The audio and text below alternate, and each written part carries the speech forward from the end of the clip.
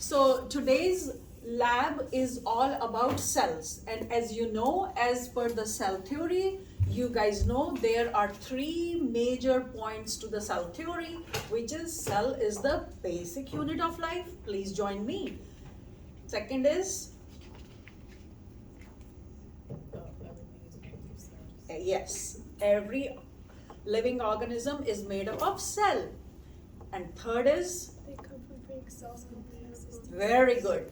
Cells come from pre-existing cells. Okay, so good job guys on that. So now we are going to do today cytology. What is cytology? In the lab we are doing cytology. Cytology means, cyto means cell and OG means study. So cytology is study of cell. So we will be observing different types of cells in the lab under the microscope, which is pretty cool. Okay, so but in order to know which cell we are looking at, what domain it belongs to, we need to know more than just the cell theory, right? So as for now, the classification, the present classification exists. All organisms, all living organisms, they have been divided, they have into three domains. So these three domains, all life that exists on this planet is considered to fall under one of these three domains. Make sense? This is what you need to memorize. So the first domain is archaea. Second domain is bacteria. And the third domain is eukarya. Make sense, guys? So archaea are and bacteria, they both are prokaryotes.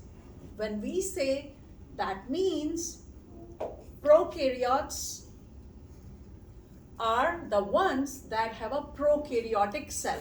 And what is a prokaryotic cell? Can anyone answer that? Cells without a nucleus. Exactly. Pro word means before. Okay? When we say before, and karyon word means nucleus. Okay? Karyon is nucleus. So those cells that were formed, that were made before the nucleus was made, they are called prokaryotic. That's why those cells lack a nucleus. Make sense? So a prokaryotic cell is a very simple cell. This is a bacterial cell. So both archaea and bacteria, like I said, belong to the prokaryotic cell. And then the third domain is eukaryotes, which the name itself says is a eukaryotic cell. Make sense? Eu means true and karyon means nucleus. Make sense? So that means eukaryotes are those organisms whose cell has a true nucleus. Okay, I'm gonna draw a very simple diagram. So this is what we mean by a simple prokaryotic cell. The prokaryotic cell, like bacteria, will have a cell wall. Okay, then it will have a plasma membrane, which is also called a cytoplasmic membrane. And then because they do not have a nucleus, cells still need a DNA because they have to divide and carry on the heredity information. So it doesn't mean if they do not have a nucleus, that doesn't mean they do not have a DNA. This is the point that you should be clear of. Make sense? So these cells have a chromosome, which is made up of DNA. But that chromosome, okay, bacterial chromosome, does not exist, does not reside inside a nucleus. So do you understand what that means? And if you compare this with a eukaryotic cell, let's say I draw a plant cell here. Okay, so plant cell will have a cell wall too, just like the bacterial cell. It will have the plasma membrane too. Okay, but it will have a big nucleus. So that is the difference. Now the DNA will reside here inside the nucleus. Make sense? So this is the major difference between a prokaryote and a eukaryote.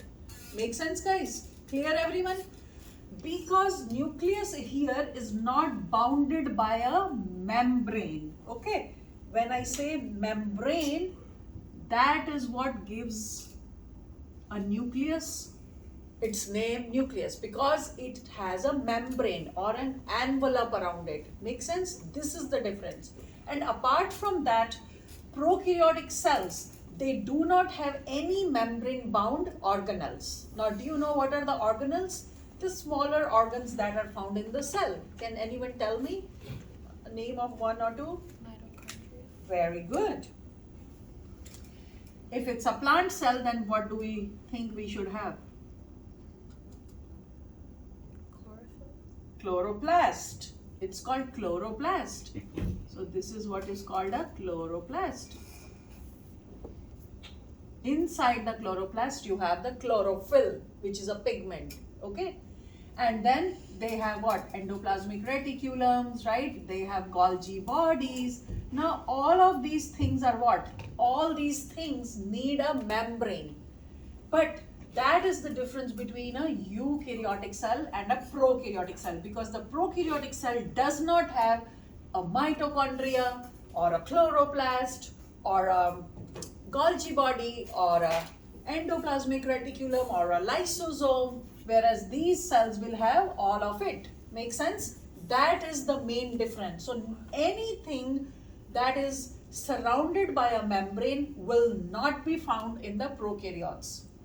They will only have the bacterial chromosome or DNA and few ribosomes. What are ribosomes? Ribosomes are not organelles, because ribosome structure is not bounded by membrane. They have a big subunit and then they have a small unit. That's how ribosomes look like. So ribosomes are there and they are the ones that make the proteins. Make sense? So ribosomes are there, but apart from that, they don't have any other organelle. But ribosomes, like I said, they are not really considered an organelle. They are important for the protein. They are the protein machinery. And just like DNA is the heredity material, ribosomes are the protein material. Makes sense? They will make proteins. And that's why you see how much simpler a prokaryotic cell structure is. This is what you need to remember. Okay. Now we will move further on. Now eukaryotes are further divided into 4 kingdoms. So this is a eukaryotic cell, right? So it is further divided into 4 kingdoms. Each eukaryote consists of a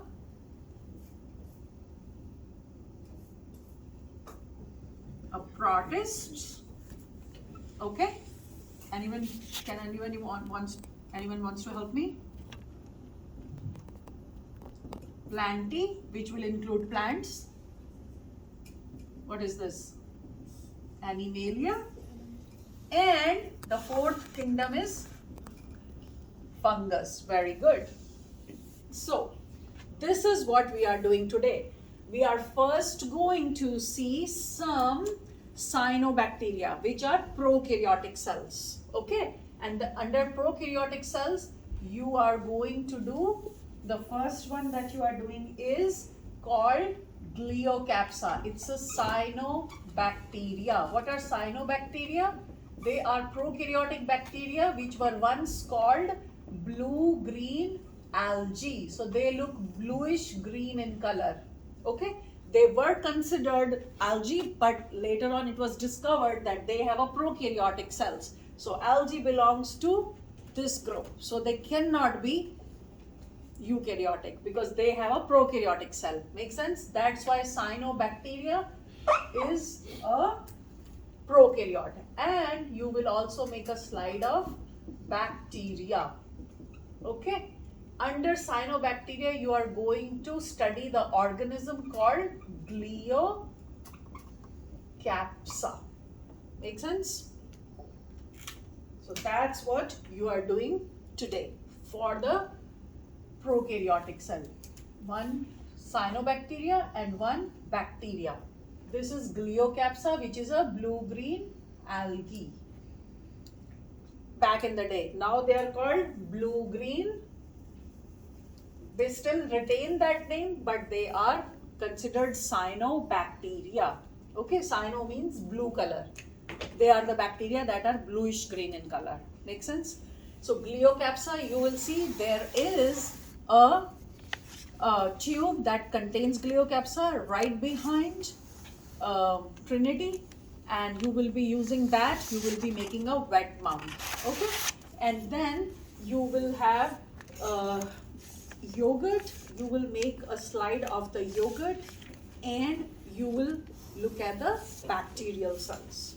Okay, and then after that, with this we are done with the prokaryotic cells. Okay, so now you will move forward with the eukaryotic cell. So the first eukaryotic cell that you will get to see is plantae, which includes plant, and you will make slide of Allidia. Okay, Allidia is a hydrophytic plant. It lives in water. So you will see that also is growing there in water right behind Jama. This is Allidia. So you will pick this up and leaf slide you will make and observe it under the microscope. Make sense? And then you have this. Another plant that you will work on is potato. In potato, you will observe the starch cells. Remember from your biomolecule lab, what did I tell you? That potato is a big pantry that contains starch. So you are going to observe starch grains. And starch grains, they reside in a special kind of plastid that is called a myeloplast. Just like chlorophyll resides in chloroplast, you have a plastid called a myeloplast which stores starch grain. So you will stain the potato slides with the iodine. Remember the detection reagent? And when you stain it with iodine, starch will turn blue-black. So you will see the starch grains literally like ovalish with concentric rings. You will see them. They will. I have all the pictures in this PowerPoint. I will show you all of that too. Okay. So after you do this, you will go to the Animalia group where you will make slide of your epithelial cells of your cheek. So what are we? We are animals, right? So we are going to make the epithelial cells of our cheek cells. Of our cheek. So epithelial cells of epithelial cheek cells. Let's just say that. Got it? Then you will also go and look at two protists. One is going to be amoeba and the other one is your paramecium. This is a really cool slide because you are going to be observing them swimming around in the water. It will really look cool. Got it, guys? So you have posters up there for amoeba, paramecium, okay? All those things. And then the last group that remains is your fungus. So you guys get to see fungus over there. There are, again, fungus also has a lot of diversity. They can be unicellular like yeasts, and they can be multicellular. So unicellular will be yeast. You will get to see the yeast slide, okay, and you will make a slide. And then you have multicellulars like the mushrooms, the mold, the bread mold, the pin mold, rhizopus, and there are so many others. So we have those slides over there. You don't have to do anything, but you just have to look at those, how they look like. You know, in your home, when you see a bread sometimes spoils, right? You see there is a lot of fungus growing on it. So that's the bread mold. So that's called rhizopus or mucor or aspergillus, penicillium. These are different types of fungi and they are multicellular. Only yeast, you know what is yeast? Do you guys know the use of yeast? Very good. I like that. So when the bread making ability comes because of the yeast. So you get to see the yeast cells. You have that little pinkish container over there, you'll take a drop from there, put it on the slide, and view it under the microscope. And now I'm going to show you my rest of the PowerPoint so that you get to see all of them in a quick. Plant cells and fungal cells, for example, can have cell walls. But So, the first thing I forgot to tell you, you guys also have to make a pond